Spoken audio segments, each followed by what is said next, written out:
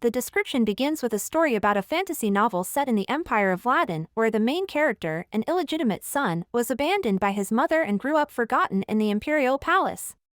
He envies the beauty of his younger brother and decides to enter a political marriage. His wife reminds him of his mother, which is why he simultaneously hates and loves her.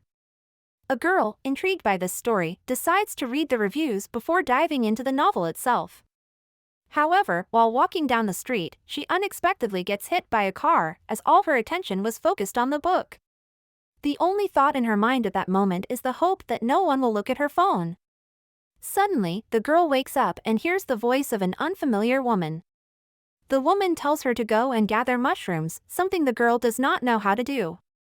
She realizes that her mother is standing before her. However, she does not remember her name and does not understand where she is. Her mother calls her Luchette and mentions that they live in the village of Xenon, on the outskirts of the great empire of Ladin.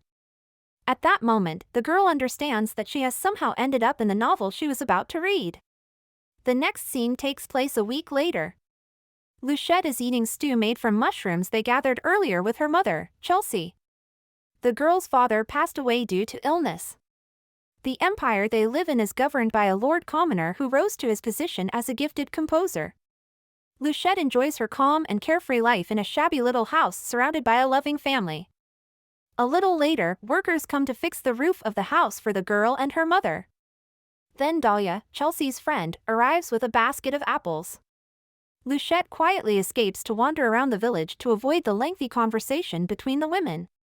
Suddenly, she notices a group of boys bullying their peer by taking his glasses away.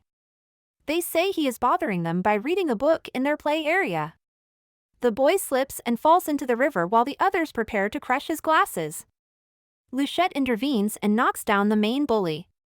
Then she reaches out to help the boy get out of the water. The girl notices that the boy has beautiful red eyes. They remind her of precious stones. One of the bullies asks Luce why she is helping the boy, since he has blood-red eyes, which is the color of the cursed. The girl remembers that her mother told her about this superstition, as in an empire that is often at war, red, like blood, is considered a bad omen. Luchette thinks that such behavior towards the boy is undeserved, especially since she herself has red hair. Does that mean she is also cursed? The boys return the glasses and leave, not wanting to deal with the situation. Luce helps the boy out of the water. He is shivering from the cold, so she decides to walk him home. They arrive at a very beautiful house with a large library. The boy goes to change, while Luchette explores the house. She finds him kind and sweet, but a bit withdrawn because he is deeply focused on his studies.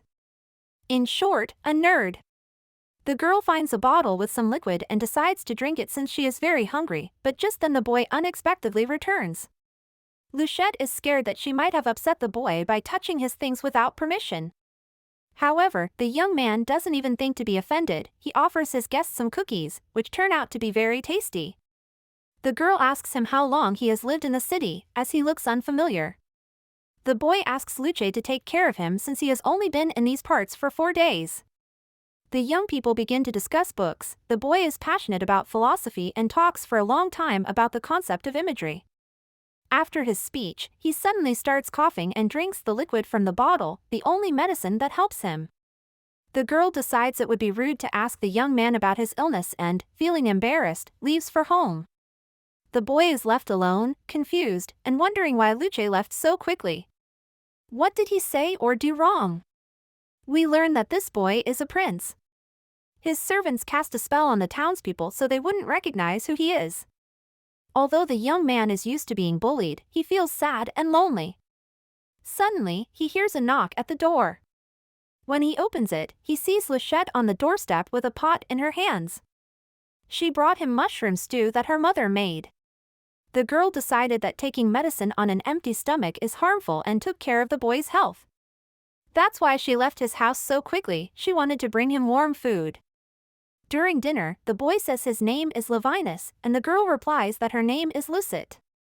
After that, they become good friends and often spend time at Leo's house. The boy is very happy to have such a friend. It's the first time for him. They promise each other that they will always be friends. Suddenly, Luce's mother appears in the house, bringing a pie as a gift for the hospitable Levinus. The kids spend more and more time together, and it becomes increasingly difficult for Leo to say goodbye to the girl every time she goes home. He wants them to always be together. On the way home, Luce's mother asks her about her friendship with Leo.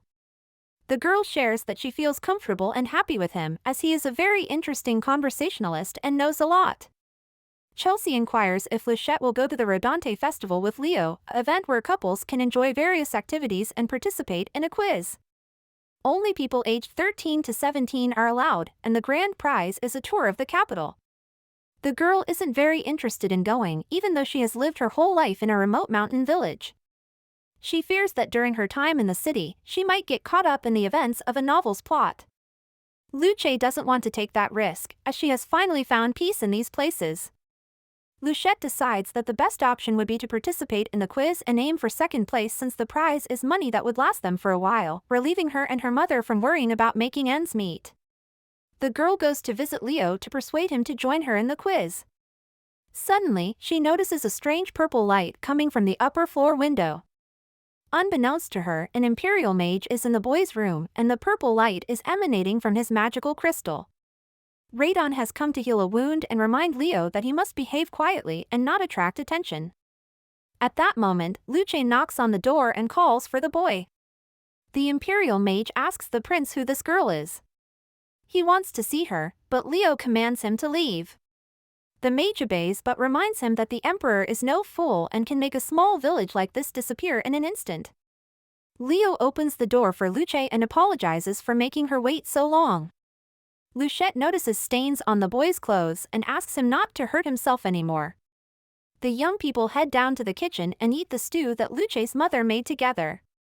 Luce asks what Leo was doing in his room. He says he was studying various things and requests that she not go up to the second floor again. In response, Luchette asks him to open the door for her until she knocks 10 times.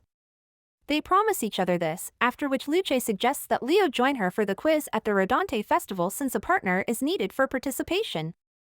The boy agrees, not wanting Luce to spend time with anyone else.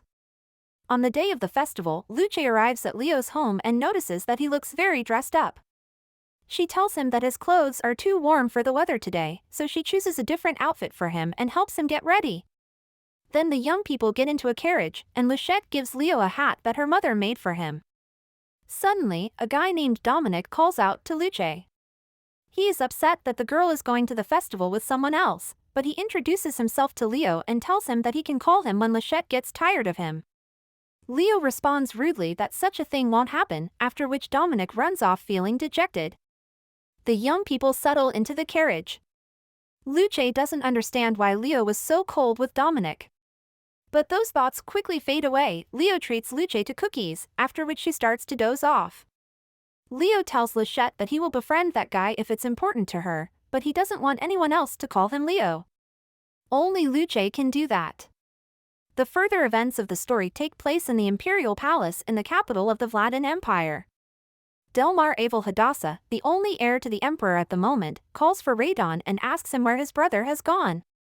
He demands that Radon take him to Aurelio, as he is sure that his brother misses him and will be happy to see him. Radon fulfills the prince's request and sends him to his brother, giving Delmar a cloak that will protect him in case of danger. At that time, Luce and Leo are walking around the festival. They are having a great time and participating in various activities.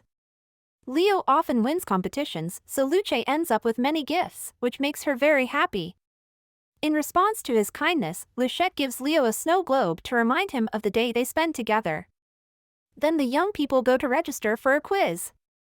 Luce tells Leo that she wants to take second place because she is not interested in the city tour, which is the prize for first place. Suddenly, she remembers that she forgot to complete her mother's errand and heads to the store. At that moment, Leo notices his brother Delmar. In complete confusion, he pulls Leo aside so they can talk. Leo's brother tells him that he has missed him very much, which is why he asked Radon for their meeting. Thus, we learn that Leo's real name is Aurelio Levinus Hadassah.